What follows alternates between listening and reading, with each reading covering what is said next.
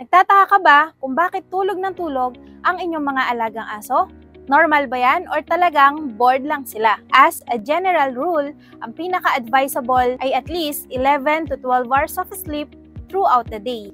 However, dogs are polyphasic sleepers. Ibig sabihin, yung 11 to 12 hours na yon, hindi yun sa isahang tulog lang. Kasama na doon kanilang bedtime, mga nap time. Ang pinaka-deciding factor niyan ay sa kanilang age. Kung sila ay puppies, dapat ang kanilang total amount of sleep ay at least 18 to 20 hours. 40% will be spent during nighttime and 60% during daytime. That's why mapapansin nyo na mas gising sila sa gabi.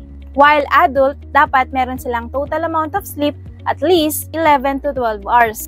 Pero 70 to 75% mostly spent during nighttime and 25 to 30% during daytime. That's why ang inyong mga adult dogs ay mas active during daytime. If meron kayong mga senior dogs, ang total amount of sleep nila would be more than 20 hours and 60% will be spent during nighttime and 40% during daytime. Mas mapansin nyo na once na tumatanda ang inyong alaga, mas tamad sila, mas lagi silang tulog ng tulog.